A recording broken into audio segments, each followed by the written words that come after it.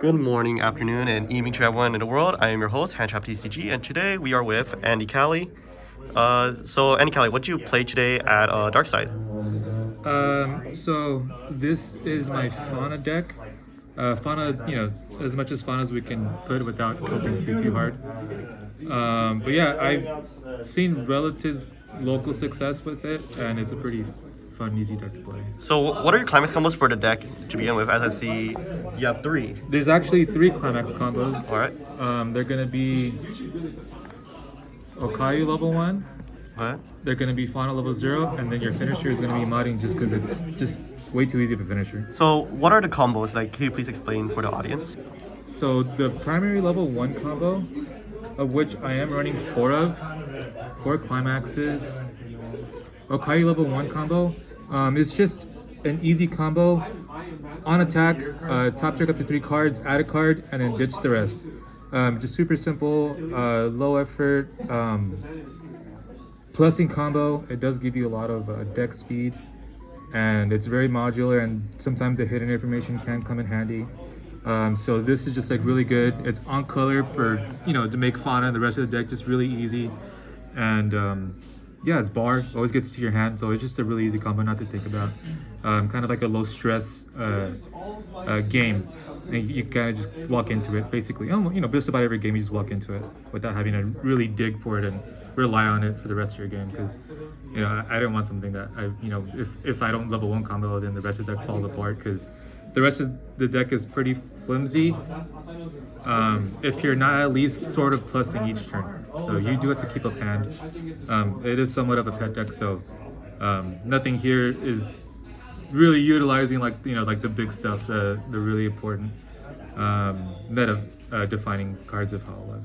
But yeah, that's a level 1 combo. And then our level 0 combo, which is the auxiliary, is going to be 2 Fauna and 2 Fauna climaxes.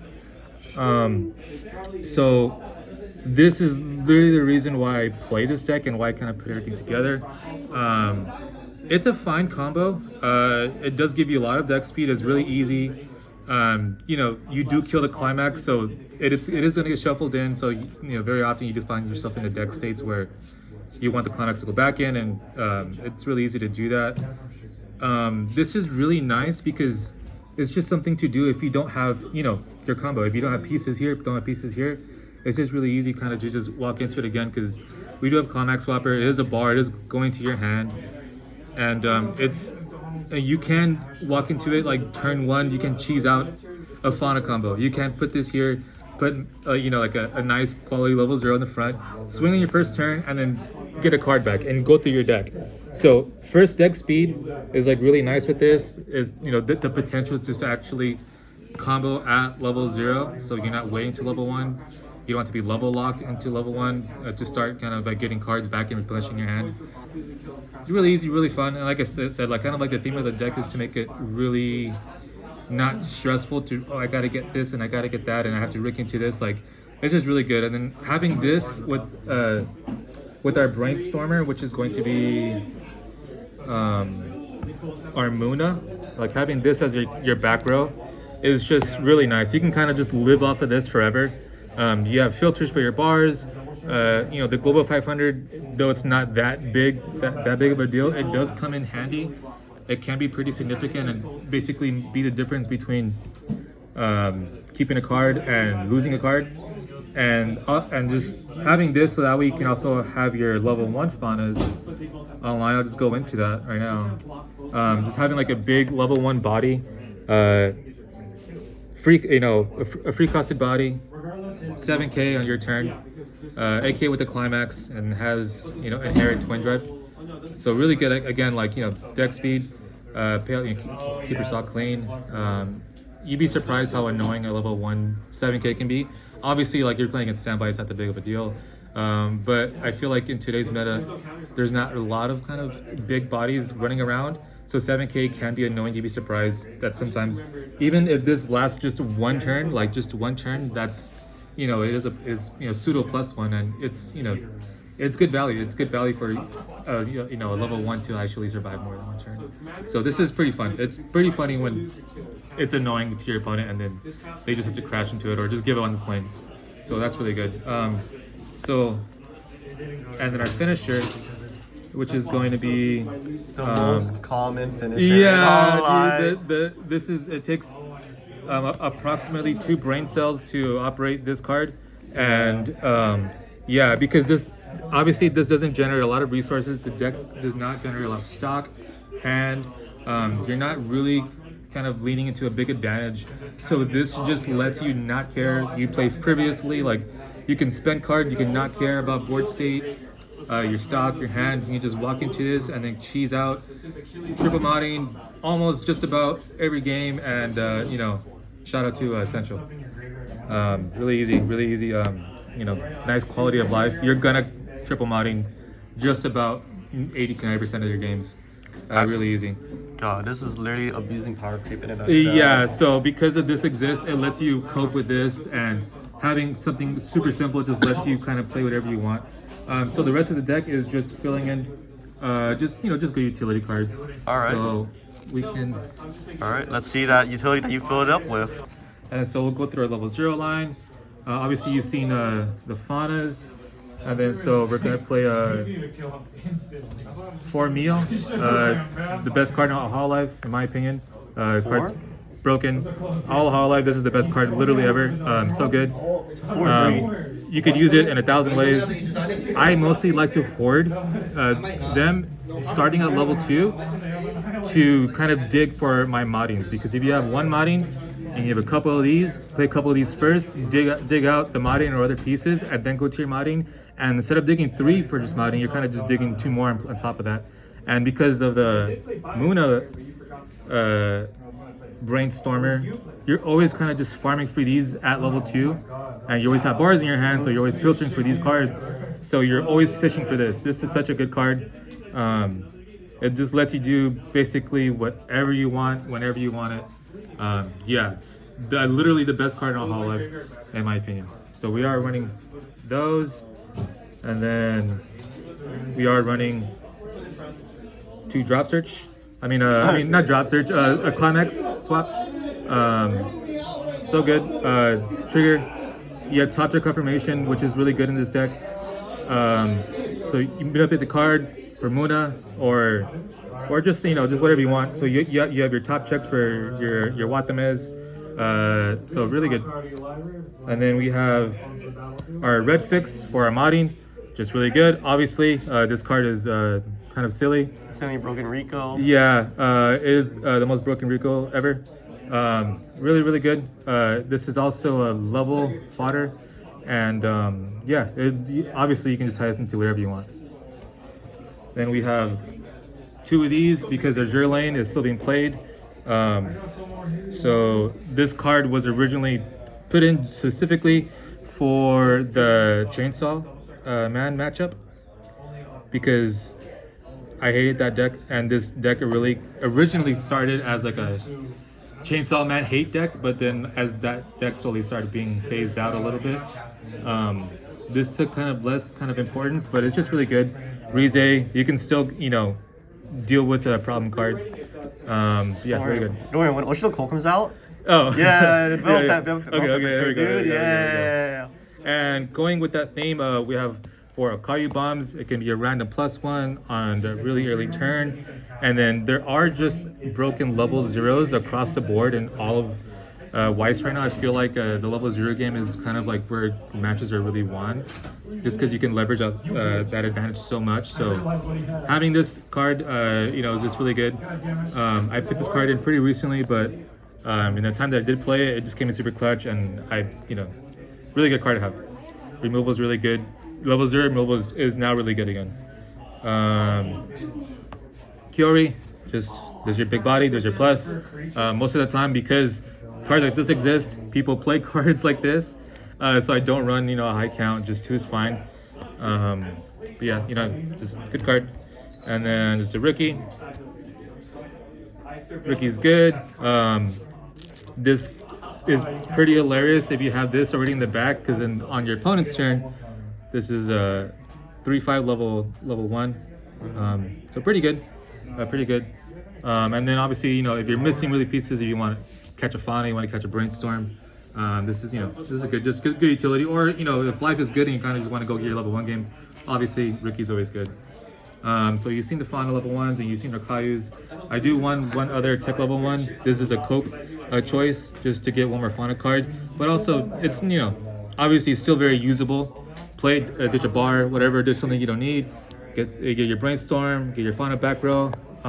So still really good. We'll move on to our level 2s. Our level 2s are really simple. I love this card. I love and adore Anya. This card is such a low investment for what it can do, and get rid of problem cards. This is how you fight big boards.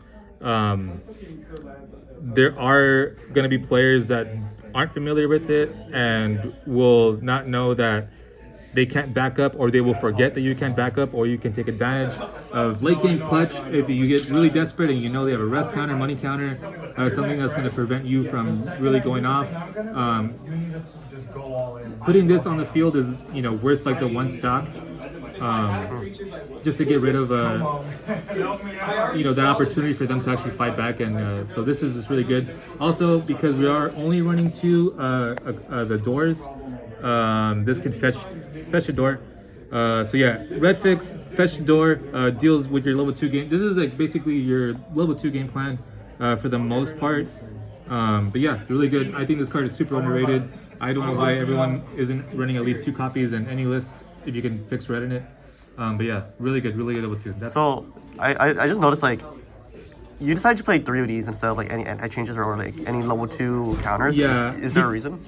Because this is such a low investment. It's just 1 stock.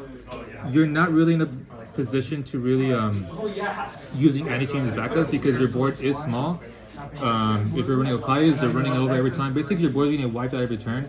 So I just assume I'm not gonna have a board, or my level 0s are gonna be there. So side potential. I just don't think that anti-changes are that really good because of the low investment early game level 3s are. If they're being played at level 2, most of the time it's not going to hurt them if they lose that card. Most of the time they don't really care if they got any changed, and in my opinion you're not really spending a lot of time at level 2 anyways.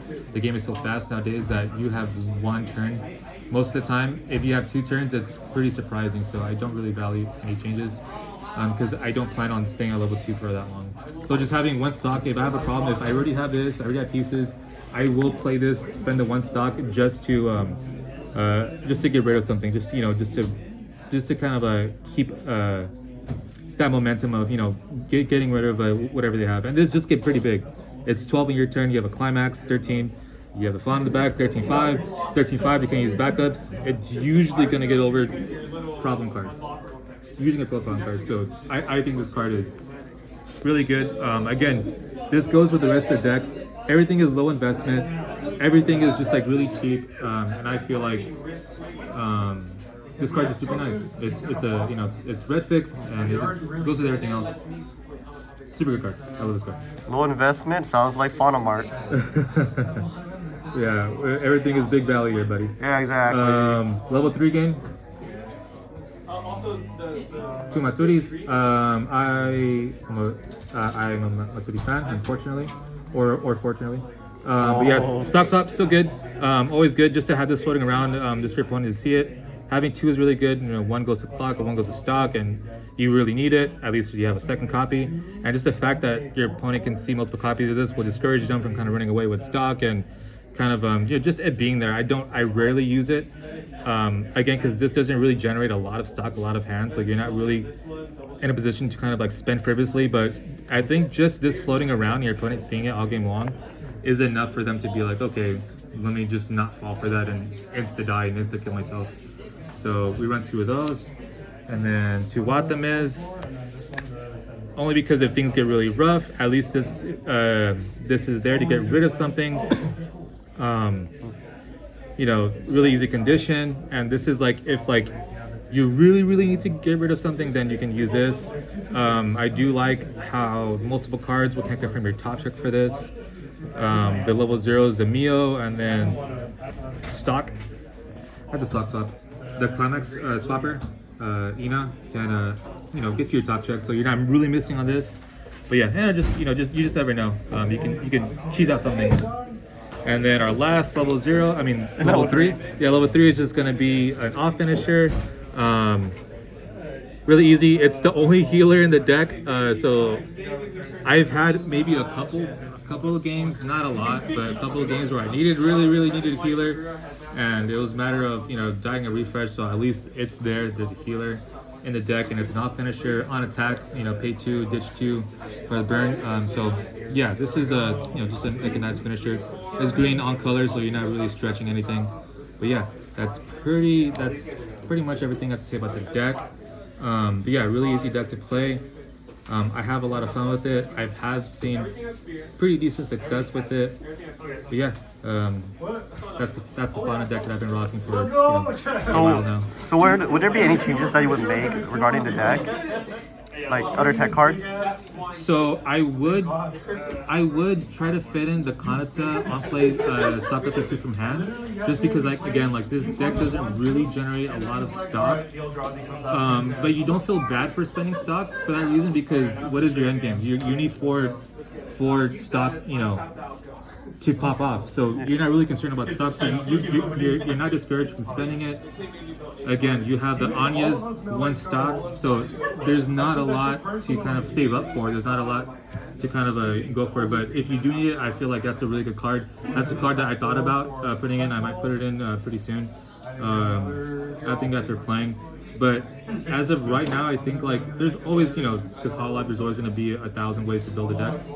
There's always going to be 1,000 tech choices. But me personally, I like playing like this just because of my specific playstyle. I don't like to babysit cards. I don't like to go out of my way to go get a piece. And then playing like this kind of just lets you, wherever you're at, you have a play. If you have level 1 combo, you have a play. If you have the Faunas, you have a play. If you have just level 0s because you need deck speed, you have Rizes, you have Mios, you have a play. If you need to get rid of something in level 2 because your opponent is going to have crazy advantage, you have a play. You have Anyas, you have the Watamans. And then if something goes wrong and you don't have a lot of time to really pop off and kind of at least throw a Hail Mary, you have a play because Marine is such, you need 4 stock to triple Marine. So yeah, that's kind of how I see the deck and how I kind of play it. So before we end, any shout-outs to anyone or? Shout out to Fauna, shout out to Saplings, shout out to Central, and that's pretty much it. All right. So this is Andy Kelly and with Handshop TCG. Peace.